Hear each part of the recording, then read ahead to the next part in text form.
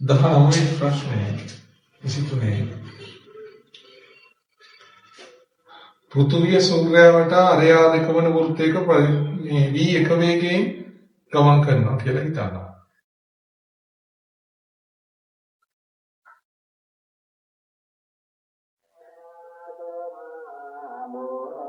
අඟහරු අරයා දෙක සූර්යයාට අරයා දෙක වන වෘත්තයක v දෙක වේගයෙන් ගමන් කරන බව හිතනවා. ඔය දෙකම එහෙම නෑ ඉලිප්සාකාර මාර්ගවල ගමන් කරේ. නමුත් ගැටලුවට අදාළව දැන් හිතන්න පුළුවන්.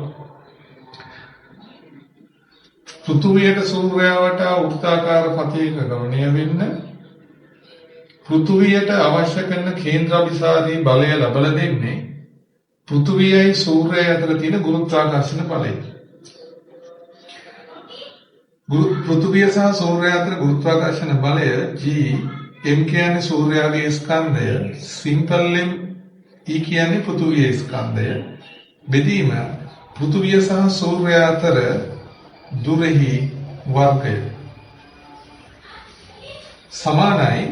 මේක තමයි කේන්ද්‍ර අභිසාරී බලය වෙන්නේ පෘථුවිය සඳහා. කේන්ද්‍ර අභිසාරී බලය පෘථුවියේ ස්කන්ධය m චලිත වන ප්‍රවේගයේ වර්ගය බෙදීම චලිත දුර එහෙම නැත්නම් අරය mv වර්ගයට r පළවෙනි අවස්ථාව.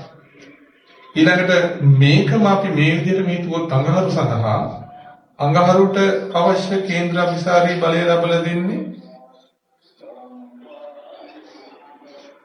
අඟහරු සහ සූර්යයා අතර පවතින ගුරුත්වාකර්ෂණ බලය. තොර GMM බෙදීම අඟහරු සහ සූර්යයා අතර දුරෙහි වර්ගය සමානයි. අඟහරුගේ ස්කන්ධය අඟහරු චලිත වන ප්‍රවේගයේ වර්ගය බෙදීම දුර. දැන් මෙන්න මේ MV සහ MM කියන ස්කන්ධ වැඩක් වෙන්නේ නැහැ. එක බෙදුවොත් දෙකෙන් GM කැපිලා යනවා.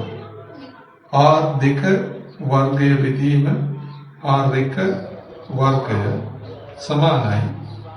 අපිට වර්ග කපා ගන්න පුළුවන් එකට. ඒක තවත් ලේසි. නම් R2 බෙදීම R1 සමානයි. V1 වර්ගයට V2 වර්ගයට.